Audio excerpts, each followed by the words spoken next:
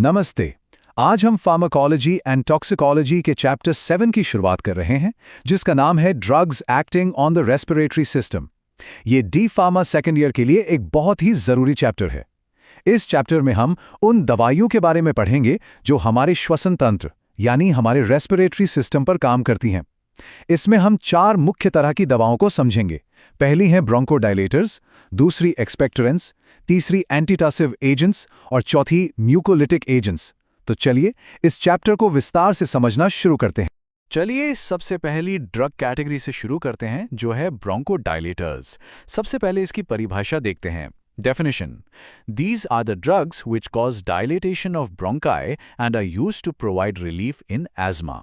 इसका मतलब यह है कि ब्रोंकोडायलेटर्स वो दवाएं होती हैं जो हमारी ब्रोंकाई यानी सांस की नलियों को डायलेट करती हैं, यानी उन्हें चौड़ा करती हैं या फैलाती हैं, और इनका इस्तेमाल अस्थमा जैसी बीमारियों में आराम पहुंचाने के लिए किया जाता है।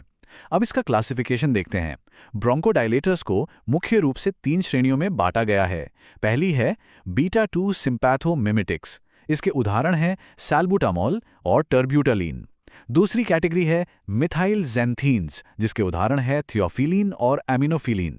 और तीसरी है एंटीकोलिनर्जिक्स। इसके उदाहरण है आइप्रेट्रोपियम ब्रोमाइड और टियोट्रोपियम ब्रोमाइड। ये तीनों ही अलग अलग तरीकों से काम करके सांस की नली को खोलने में मदद करती हैं। अब हम सैल्बुटामॉल के बारे में विस्तार से पढ़ेंगे, जो कि एक बहुत ही कॉमन ब्रोंकोडायलेटर है। Salbutamol is a short acting beta 2 adrenergic agonist. इसका मतलब है कि यह एक बीटा 2 रिसेप्टर पर काम करने वाली दवा है जो बहुत जल्दी अपना असर दिखाती है। अब इसका फार्माकोलॉजिकल एक्शन यानी ये काम कैसे करती है वो समझते हैं। Salbutamol acts on beta 2 receptors present on bronchial smooth muscles and cause their relaxation and lead to bronchodilation। मतलब सैल्बुटामॉल हमारी सांस की नली की स्मूथ मसल्स पर मौजूद बीटा 2 रिसेप्टर्स पर काम करता है, जिससे मसल्स रिलैक्स हो जाती हैं और सांस की नली चौड़ी हो जाती है, जिसे हम ब्रोंकोडायलेशन कहते हैं। नीचे दिए गए फ्लोचार्ट से इसका मैकेनिज्म और भी साफ हो जाएगा। सबसे पहले स्टिमुलेशन ऑफ बीटा 2 रिसेप्टर यानी दवा बीटा 2 रिसेप्टर को स्टिमुलेट करती है। इसके बाद एक्टिवेशन ऑफ एडेनिल साइक्लेज। इस स्टिमुलेशन से एडेनिल साइक्लेज नाम का एंजाइम एक्टिवेट हो जाता है, और फिर ATP converted to cyclic AMP. ये एंजाइम एटीपी को साइक्लिक एएमपी में बदल देता है, जिससे मसल्स रिलैक्स होती हैं और ब्रोंकोडायलेशन होता है। अब हम सैल्बुटामोल के डोज और इंडिकेशंस यानी इसके उपयोग के बारे में जानेंगे। डोसेज: ओरल यानी मुंह से लेने पर इसका डोज 24 mg होता है।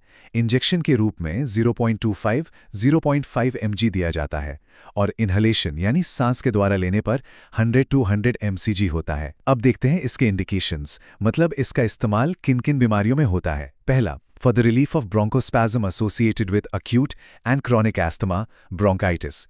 इसका मतलब है इसका उपयोग अस्थमा और ब्रोंकाइटिस में होने वाली सांस की नली की ऐंठन या जकड़न से आराम दिलाने के लिए किया जाता है। दूसरा, for prevention of exercise induced bronchospasm, यानी कुछ लोगों को एक्सरसाइज करने के बाद सांस लेने में तकलीफ होती है, उसे रोकने के लिए भी ये दवा दी जाती है। तीसरा, for relief of symptoms like wheezing।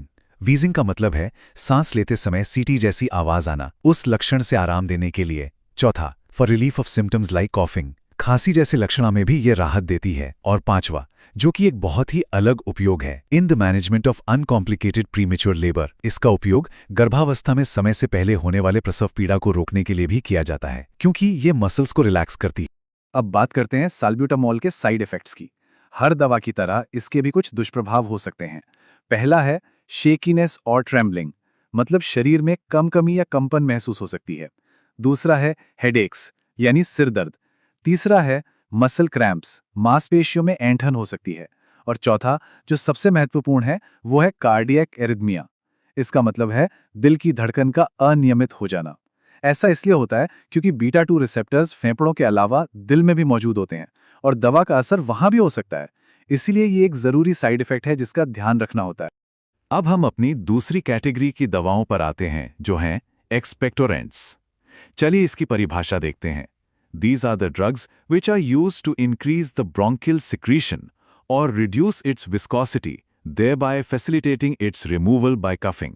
इसका सीधा सा मतलब है एक्सपेक्टोरेंट्स वो दवाएं हैं जो या तो हमारी सांस की नली में स्राव को बढ़ाती हैं, या फिर बलगम की विस्कोसिटी यानी उसके गाढ़ेपन को कम करती हैं। इससे होता यह है कि बलगम आसानी से खांसी के द्वारा बाहर निकल जाता है। कुछ इनऑर्गेनिक कंपाउंड्स के उदाहरण हैं ammonium chloride, potassium iodide, sodium iodide. अब देखते हैं इनका क्लासिफिकेशन। इन्हें इनके काम करने के तरीके के आधार पर दो भागों में बांटा गया है। पहला है सेडेटिव टाइप और दूसरा है स्टिमुलेंट टाइप। चलिए अगली स्लाइड में इन्हें विस्तार से समझते हैं। यहाँ हम एक्सपेक्टोरेंट्स के दोनों प्रकारों के काम करने का तरीका समझेंगे। पहला है sedative type. These drugs act by irritating the gastric mucosa and cause reflex increase in bronchial secretion. इसका मतलब ये है कि ये दवाएं सीधे फेफड़ों पर काम नहीं करती। ये पेट में जाकर गैस्ट्रिक म्यूकोसा यानी पेट की अंदरूनी परत में हल्की सी जलन पैदा करती हैं। इस जलन की वजह से एक रिफ्लेक्स एक्शन होता है जिसके सिग्नल से सांस की नली में स्रावण बढ़ जाता है। इसके उदाहरण हैं potassium iodide, sodium iodide, ammonium chloride. अब देखते हैं दूसरा प्रकार Stimulant type. These drugs act by directly stimulating the secretory cells of the respiratory tract. ये दवाएं सीधे रेस्पिरेटरी ट्रैक्ट यानी श्वसन पथ की स्रावी कोशिकाओं पर काम करती हैं और उन्हें ज्यादा तरल पदार्थ बनाने के लिए उत्तेजित करती हैं। इसके उदाहरण हैं eucalyptus oil, lemon oil, anus oil. अब देखते हैं कि एक्सपेक्टोरेंट्स का फार्माकोलॉजिकल एक्शन क्या है। These agents act by irritating the gastric vagal receptors, thereby increasing the production of respiratory fluid, thus reducing the viscosity of sputum. जैसा कि हमने पहले भी बात की, ये दवाएं पेट में मौजूद गैस्ट्रिक वेगस रिसेप्टर्स को इरिटेट करती हैं। इससे हमारे रेस्पिरेटरी सिस्टम में फ्लूइड का प्रोडक्शन बढ़ जाता है। इस फ्लूइड के बढ़ने से स्प्यूटम यानी बलगम का गाढ़ापन कम हो जाता है और वो पतला हो जाता है, जिससे उसका बाहर निकलना आसान हो जाता है। अब आते हैं इंडिकेशंस यानी इनके उपयोग पर। पहला है to relieve chest congestion caused by the common cold, allergies. इसका उपयोग आम सर्दी जुकाम या एलर्जी की वजह से होने वाली छाती की जकड़न से राहत देने के लिए किया जाता है। दूसरा, in asthma, bronchitis, pneumonia and chronic obstructive pulmonary disease. Asthma, bronchitis और सीओपीडी जैसी बीमारियों में भी बलगम को निकालने में मदद करने के लिए इनका इस्तेमाल होता है। अब देखते हैं एक्सपेक्टोरेंट्स के साइड इफेक्ट्स क्या क्या हो सकते हैं। पहला है हेडेक यानी सिर दर्द। दूसरा ड्राउजीनेस मतलब सुस्ती या नींद आना। तीसरा कंफ्यूजन यानी भ्रम की स्थिति। और चौथा गैस्ट्रोइंटेस्टाइनल इंटॉलरेंस मतलब पेट से जुड़ी समस्याएं जैसे कि जी मिचलाना या उल्टी होना, क्योंकि ये दवाएं पेट पर असर करके ही काम करती हैं। अब इस स्लाइड पर एक बहुत ही ज़रूरी नोट है। Important note, expectorants are intended to make coughing easier, they do not stop the cough. ये समझना बहुत ज़रूरी है। एक्सपेक्टोरेंट्स खांसी को रोकते नहीं हैं, बल्कि वे खांसी को और ज़्यादा प्रोडक्टिव बनाते हैं ताकि बलगम बाहर निकल सके। इनका काम खांसी को आसान बनाना है, उसे ख़त्म करना नहीं। हमारी तीसरी कैटेगरी है एंटीटसिव एजेंट्स, जिन्हें हम कफ सप्रेसेंट भी कहते हैं। ये एक्सपेक्टोरेंट्स से बिल्कुल उल्टा काम करते हैं। पहले ये समझते हैं कि खांसी क्या है। Cough is an essential protective reflex. खांसी हमारे शरीर का एक बहुत ज़रूरी सुरक्षात्मक रिफ्लेक्स है। The function of cough is to expel out the sputum and prevent the entry of any foreign bodies into the lungs.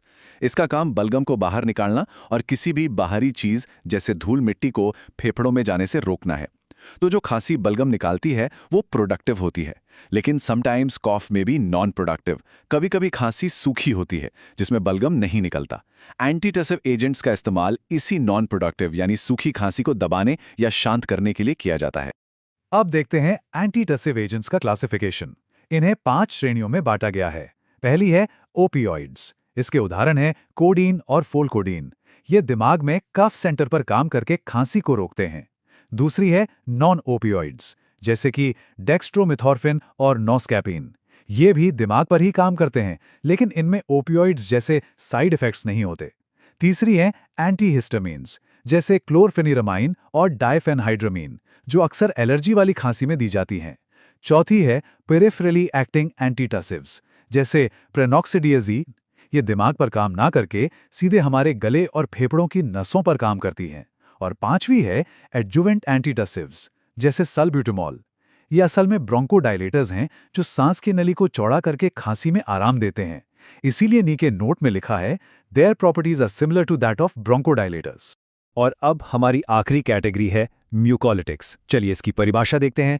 म्यूकोलिटिक्स are the agents that reduce the viscosity of mucus without increasing its volume. इसका मतलब है म्यूकोलिटिक्स वो agent हैं जो बलगम के गाढ़ेपन को कम करते हैं, लेकिन उसकी मात्रा को बढ़ाते नहीं हैं। ये एक्सपेक्टोरेंट से अलग हैं। Use These are used to manage mucus hypersecretion in conditions like chronic obstructive pulmonary disease COPD. इनका इस्तेमाल COPD जैसी गंभीर बीमारियों में होता है जहां बहुत ज़्यादा और गाढ़ा बलगम बनता है।